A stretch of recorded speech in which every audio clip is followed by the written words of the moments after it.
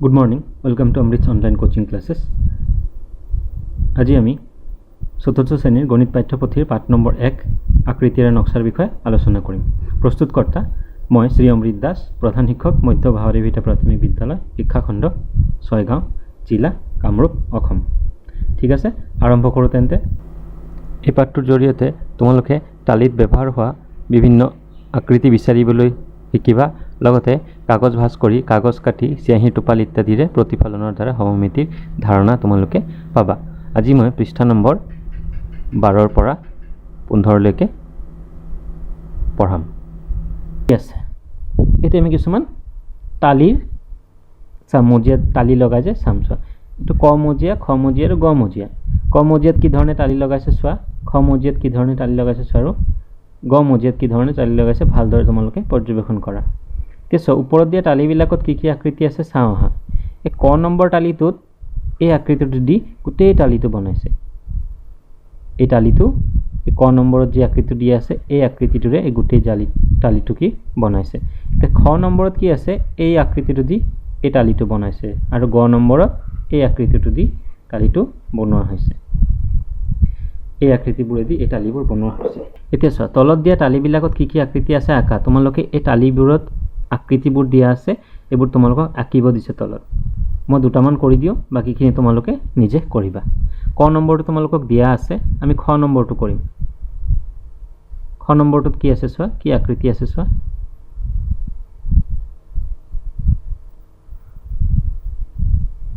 খ নম্বৰটোত এই আকৃতিটো আছে। এতিয়া আমি গ নম্বৰটো চাওঁ হা। গ নম্বৰটোত কি আছে,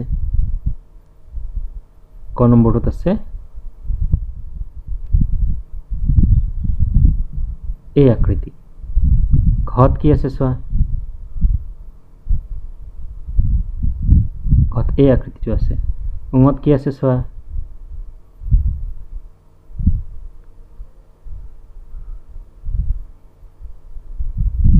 উঙত। আৰু প্ৰথম চত কি আছে চোৱা,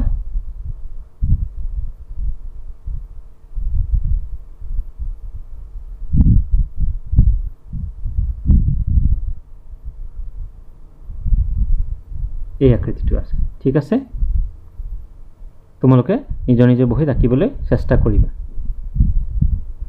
এতিয়া তলত দিয়া আকৃতি অনুযায়ী টালিৰ নক্সা আঁকা। ইয়াতে এটা আকৃতি, আকৃতি, আকৃতি, 4টা আকৃতি দিয়া আছে। তোমালোকক টালিৰ নক্সা বনাব কৈছে।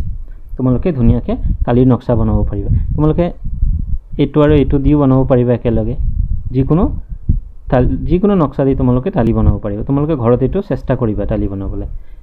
আগৰ এই চিত্ৰবোৰ যি ধৰণে টালি বনোৱা আছে, এইবোৰ টালি বা এই টালিবোৰ যি ধৰণে বনাইছে তোমালোকে ঠিক সেইধৰণে এই আকৃতিবোৰ ব্যৱহাৰ কৰি তোমালোকে কি কৰিবা, এটা টালিৰ নক্সা জানি লওঁ আহা। তাত তোমালোকক জানিবলগীয়া কথা দিছে। টালিবোৰৰ মাজত অকণো খালী ঠাই নৰখাকৈ টালিৰ নক্সা এখন সজোৱা হয়। তোমালোকে যে টালিবোৰ যে সাজিবা, ইয়াতে যে টালিবোৰ যে সাজিছে, ইয়াতে দুখন টালিৰ মাজত কি নাই, অকণো ঠাই নাই। দুখন টালি কি লগ লগাই এখন জালিৰ নক্সা প্ৰস্তুত কৰা হয়। ঠিক আছে, এতিয়া আমি চাওঁ আহা, কেনে দেখি চাওঁ আহা, কেনে দেখি চাই আহা। এখন গাড়ী দিয়া আছে, গাড়ী এখনেই। এই গাড়ীখন চোৱা, এই দৃশ্যটো সন্মুখৰ পৰা চালে আমি গাড়ীৰ এই দৃশ্য আমি চাব পাৰিম। আৰু যদি আমি কাষৰ পৰা চাওঁ তেতিয়াহ'লে গাড়ীৰ দৃশ্যটো কি হ'ব, ঠিক এই ধৰণে হ'ব। আৰু আমি যদি ওপৰৰ পৰা চাওঁ গাড়ীৰ দৃশ্যটো কি হ'ব, অকল ওপৰৰ ঠাইখিনিকে আমি দেখিবলৈ পাম। ঠিক আছে, এতিয়া পিছত চাওঁ কি আছে চোৱা। এতিয়া ৰেলৰ ইঞ্জিন চোৱা। ৰেলৰ ইঞ্জিন ৰেল লাইনৰ কাষত যেতিয়া ৰেল যায়, ৰেল গেট পৰি থাকে, তেতিয়া যদি তোমালোকে ৰখি থাকা তেতিয়াহ'লে তোমালোকে এই দৃশ্যটো চাব পাৰিবা। আৰু তোমালোকে সন্মুখৰ পৰা ৰেলখন ঠিক এই ধৰণে চাব পাৰিবা। আৰু ওপৰৰ পৰা যদি চোৱা ৰেলখন দেখিবলৈ এই ধৰণে হ'ব। কোনো এটা বস্তু বেলেগ বেলেগ দিশৰ পৰা চালে বেলেগ বেলেগ দেখা যায়। এতিয়া তোমালোকক কিছুমান ছবি দিছে ইয়াতে। এই ছবিবোৰ তোমালোকে এতিয়া কোনটো দিশৰ পৰা দেখা পাইছে কৰিব লাগে। তোমালোকে কৰিবা। ইয়াৰ পিছত মই দিয়া উত্তৰটো নিজৰ বহীত মিলাই চাবা। এতিয়া চোৱা, কাপ এটা। এইটো কাপ আমি এই দৃশ্যটো ক'ৰ পৰা চাব পাৰিম, আমি এইটো ওপৰৰ পৰা চালে কাপটো দেখা পাম এনেধৰণে, ওপৰৰ পৰা। এইটো কি হ'ব, কাষৰ পৰা। ঠিক আছে। এতিয়া চোৱা ঘৰৰ চিৰিটো এইটো কোন ফালৰ পৰা চালে তোমালোকে দেখা পাবা, এইটো কি হ'ব কাষৰ পৰা। এই দৃশ্যটো হ'ব তোমালোকে যেতিয়া উঠি যাবা চিৰিৰে তেতিয়া এই দৃশ্যটো তোমালোকে দেখি পাবা। এইটো কি হ'ব সন্মুখৰ পৰা।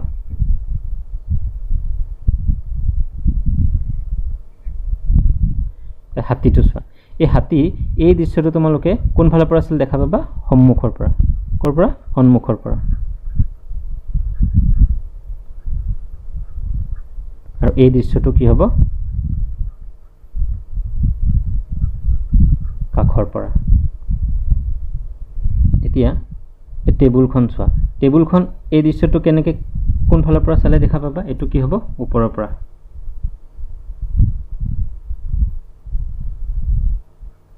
ওপৰৰ পৰা। আৰু এই দৃশ্যটো কি হ'ব সন্মুখৰ পৰা। সন্মুখৰ পৰা। ঠিক আছে, তোমালোকে উত্তৰবোৰ মিলাই চাবা। তাৰপিছত কি আছে চাওঁ হা। তোমালোকক এটা কাৰ্য এটা কৰি চাব দিছে। কি কৰিবা চোৱা, এখন কাগজ ভাঁজ কৰি ল'বা। ইয়াতে যেনেকৈ ভাঁজ কৰিছে ভাঁজ কৰি ল'বা। কাগজখিনি এতিয়া মেলি দিবা। এই ভাঁজত তোমালোকে যিকোনো ৰঙৰ টোপাল দিবা। ঘৰত উজালা আছে উজালা ঢালি দিবা। উজালা ঢালি দিয়াৰ পিছত তোমালোকে এই কাগজখিলা ভাঁজ কৰিবা। ভাঁজ কৰি অলপ সময় থৈ দিবা। থৈ দিয়াৰ পিছত যেতিয়া তোমালোকে কাগজখিলা খুলিবা, খোলাৰ পিছত দেখিবা যে কাগজখিলা দুইফালে একেধৰণৰ দুটা নমুনা দেখিবলৈ পাবা। তোমালোকে দেখিছা এইখিনিত কাগজখিলা ভাঁজ কৰিছিলে, দুইফালে দুটা একেধৰণৰ নমুনা দেখিবলৈ পাইছা। এইবোৰক কি বুলি কয়, এটা আনটোৰ কি সদৃশ্য। এতিয়া ইয়াৰ পিছত কি আছে চাওঁ। তলৰ ছবিবোৰ চোৱা। ফুটৰেখাডালে প্ৰতিখন ছবিক দুটা সদৃশ্য ভাগত ভাগ কৰিছে। ইয়াতে য'ত ফুটৰেখা দিছে ইয়াত কি কৰিছে ফুটৰেখাডালে এই ছবিটোক দুটা সদৃশ্য ভাগত ভাগ কৰিছে, এইটো এটা আৰু এইটো এটা। ঠিক এইধৰণে এই পাতখিলাকো এই ফুটৰেখাডালে দুটা সদৃশ্য ভাগত ভাগ কৰিছে। ঠিক এই ফুটৰেখাডালে এই চিত্ৰটোক দুটা সদৃশ্য ভাগত ভাগ কৰিছে। এইডালে এই আখৰটোক দুটা সদৃশ্য ভাগত ভাগ কৰিছে। এই ৰেখাডালে এই ভি আখৰটোক দুটা সদৃশ্য ভাগত ভাগ কৰিছে, আৰু এই ৰেখাডালে এই ডাব্লিউ আখৰটোক দুটা সদৃশ্য ভাগত ভাগ কৰিছে। এতিয়া তলত কিছুমান ছবি দিয়া আছে চোৱাচোন। এই ফুটৰেখাডালে এই আখৰটোক দুটা সদৃশ্য ভাগত ভাগ কৰা নাই। এই ফুটৰেখাডালে এই আখৰটোক দুটা সদৃশ্য ভাগত ভাগ কৰা নাই। আমি যদি এইটো সদৃশ্য ভাগত ভাগ কৰিব লাগে তেতিয়াহ'লে আমি কি কৰিব লাগিব, ঠিক ইয়াৰ মাজেৰে ফুটৰেখাডাল আঁকি দিব লাগিব। ঠিক আছে, ঠিক ইয়াতে চোৱা এই ফুটৰেখাডালে এই আখৰটোক দুটা সদৃশ্য ভাগত ভাগ কৰা নাই। এতিয়া পিছত কি আছে চাওঁ। তলৰ ছবিবোৰত ফুটৰেখা আঁকা। তোমালোকক ফুটৰেখা আঁকিব দিছে ছবিবোৰত। ৰেখাডালে কোনবোৰ ছবিক দুটা সদৃশ্য ভাগত ভাগ কৰিছে ৰাইট চিন দিয়া। তাৰপিছত যিটো ৰেখাডালে তোমাৰ ছবিবোৰক সদৃশ্য ভাগত ভাগ কৰিছে সেইটো ৰাইট চিন দিব দিছে। প্ৰথমতে চোৱা ইয়াতে এটা ফুটৰেখা দিছে। এই ফুটৰেখাডালে এই ছবিটোক দুটা সদৃশ্য ভাগত ভাগ কৰিছে, ইয়াতে আমি ৰাইট চিন দিছোঁ। এইটো এটা ছবি, ইয়াৰ ঠিক মাজেৰে ফুটৰেখা আঁকি দিবা ধুনীয়াকৈ। তোমালোকে স্কেলেৰে আঁকিবা। আঁকাৰ পিছত এইটো যিহেতু দুটা সদৃশ্য ভাগত ভাগ কৰিছে তেতিয়াহ'লে এইটো কি হ'ব ৰাইট চিন। এইটোৰ ঠিক ইয়াৰ মাজেৰে তোমালোকে ফুটৰেখাডাল আঁকি দিবা। এই ৰেখাডালে এই ছবিটোক দুটা সদৃশ্য ভাগত ভাগ কৰিছে, ঠিক এইটো ৰাইট চিন দিম। ইয়াৰ ঠিক ইয়াৰ মাজেৰে ৰেখা এডাল পোনকৈ আঁকিবা তোমালোকে স্কেলেৰে। এই ৰেখাডালে এই চিত্ৰটো কি কৰিব দুটা সদৃশ্য ভাগত ভাগ কৰিব, এইটো কি কৰিবা ৰাইট চিন দিবা। এতিয়া ইয়াতে ফুটৰেখা আঁকিম। এই ৰেখাডালে এই চিত্ৰটোক দুটা সদৃশ্য ভাগত ভাগ কৰিছে, ৰাইট চিন দিয়া। ইয়াতে তোমালোকে এইফালেও ৰেখা দিয়া বা এইফালেও দিয়া, এইটোৱে কি কৰিব ফুটৰেখাডালক এই চিত্ৰটোক দুটা সমান ভাগত ভাগ নকৰিব, তেতিয়াহ'লে এইটো কি হ'ব আমি ৰাইট চিন নিদিওঁ। এতিয়া ইয়াৰ মাজেৰে ফুটৰেখা দিলে এই চিত্ৰটোক এই ফুটৰেখাডালে দুটা সদৃশ্য ভাগত ভাগ কৰিব। ইয়াতে ফুটৰেখা দিয়া আছে, এইটো সদৃশ্য ভাগত ভাগ হোৱা নাই। ইয়াতে দিয়া, ইয়াৰ মাজেৰে দিয়া। ইয়াৰ মাজেৰে দিলেও কি হ'ব, এই ৰেখাডালে এই চিত্ৰটোক সদৃশ্য ভাগত ভাগ কৰা নাই। কিয় চোৱা এইটো আৰু এইফালটো একে নহয়।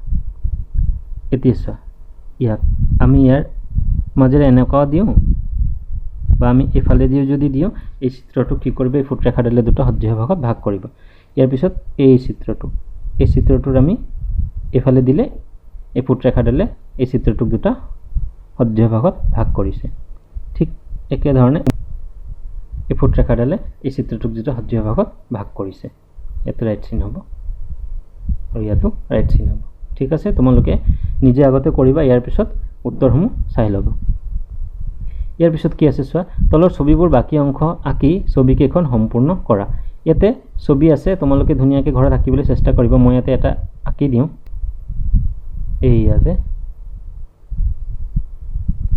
ধুনীয়াকৈ স্কেলেৰে আঁকিবা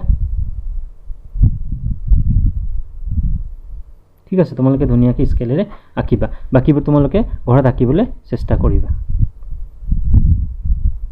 ইয়াৰ পিছত কি আছে চাওঁ আইনা এখনৰ সন্মুখত থিয় হোৱা তুমি নিজকে তাত দেখিছানে তোমালোকে যদি আইনা এখনৰ সন্মুখত থিয় হোৱা তেতিয়াহ'লে তোমালোকে তাত নিজকে দেখিবলৈ পাবা এতিয়া চোৱা ক গিলাচটো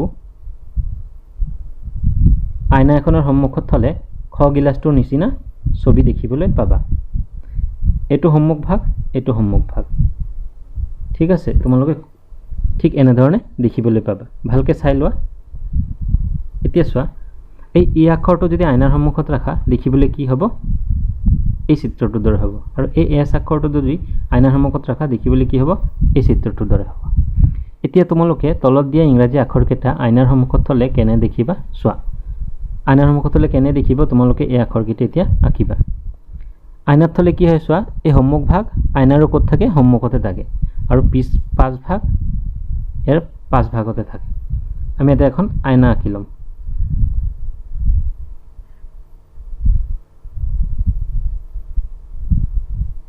তোমালোকে ধুনীয়াকৈ স্কেলেৰে আইনা এখন আঁকি ল'বা এতিয়া আমি ইয়াতে লিখিম এই এক্সটো ইয়াতে যদি আমি লিখোঁ ঠিক তেনেধৰণে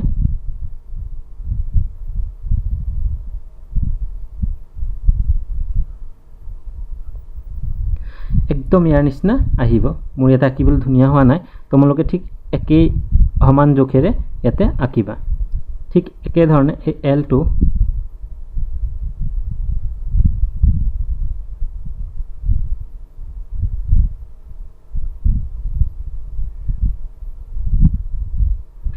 যদি আঁকা কি হ'ব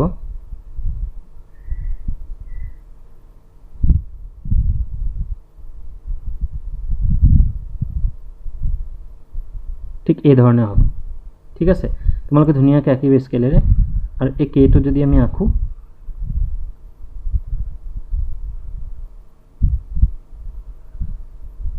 তেতিয়াহ'লে কেটো কি হ'ব চোৱা